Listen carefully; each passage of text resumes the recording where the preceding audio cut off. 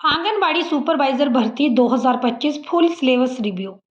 कौन-कौन से सब्जेक्ट से कितने मार्क्स आप लोगों को मिलेंगे और कौन-कौन से डिटेल में टॉपिक आपको पढ़ने होंगे और परीक्षा को पास करने के लिए आप लोगों के लिए सुपर टिप्स क्या रहेंगे।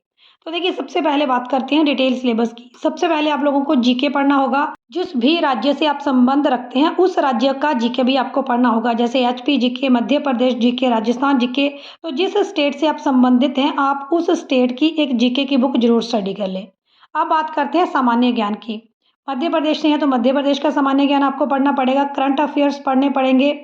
संविधान से रिलेटेड, विज्ञान और प्रौद्योगिकी से रिलेटेड प्रसिद्ध पुस्तकें और उनके लेखक। इसके अलावा जीके में तो भूगोल, नागरिक इतिहास, current affairs, national international current affairs, आपकी स्टेट का जीके।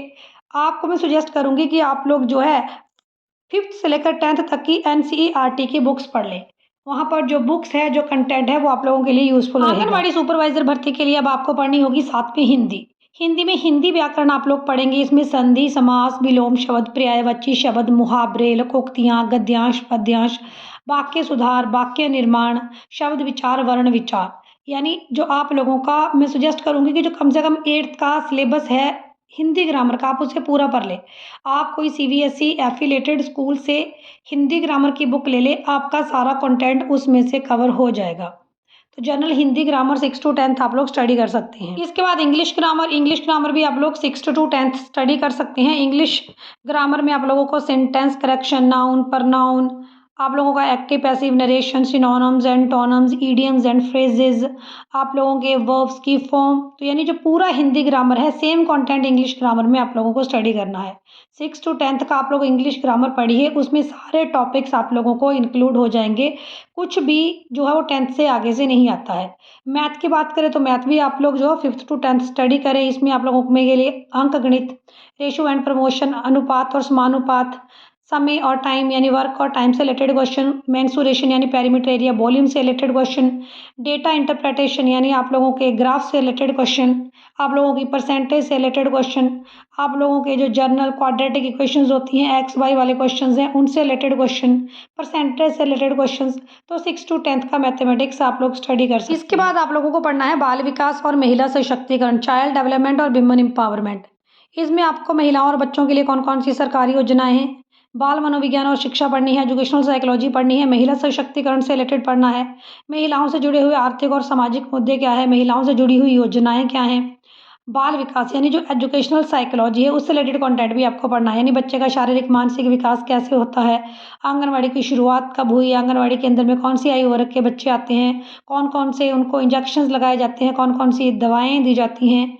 तो चाइल्ड साइकोलॉजी और आंगनवाड़ी केंद्रों में क्या काम होता है उससे रिलेटेड पूरी जानकारी यहाँ आपको रखनी है। कुछ ये क्वेश्चंस आप लोगों को कंप्यूटर से रिलेटेड भी पूछे जाएंगे। इसमें कंप्यूटर हार्डवेयर यानी MS Word, Excel, PowerPoint, MS Access, आप लोगों का internet, basics of computer like keyboard, mouse क्या है, प्रिंटर क्या है, इनपुट डिवाइसेस क्या है, आउटपुट डिवाइसेस क्या है, ईमेल कैसे की जाती है, नेटवर्किंग क्या है आप लोगों की, जैसे local area network, wide area network, metropolitan area network, आपकी साइबर सिक्योरिटीज़ क्या है, डिजिटल सुरक्षा क्या है, या किस तरह से आप लोग कंप्यूटर में पासवर्ड आदि लगा सकते हैं। तो इस तरह से कंप्यूटर के संबंध में भी आप लोगों के पास जो है यहाँ पर सुपरवाइजर भर्ती में कुछ क्वेश्चंस पूछे जाएंगे। तो अलग अलग राज्यों में पेपर पैटर्न अलग अलग भी हो सकता है। तो आप लोगों से सामान्य हिंदी, सामान्य ज्ञान, सामान्य अंग्रेजी, गणित, बाल विकास, महिला सशक्तिकरण, कंप्यूटर, करंट अफेयर, इस तरह से टॉपिक से रिलेटेड क्वेश्चन पूछे जाते हैं। 200 नंबर का भी आपका पेपर हो सकता है, 170 का भी हो सकता है और 150 का भी हो सकता है। और अगर आप ग्रेजुएट हैं, आपने समाज विज्ञान में ग्रेजुएशन की है, educational psychology as a subject आपका ग्रेजुएशन में था, तो आप लोग महिला बाल विकास मंत्रालय में सुपरवाइजर पदों के लिए आवेदन कर सकते हैं। आप लोगों को सिलेबस संबंधी जानकारी कैसे लगी कमेंट जरूर करें।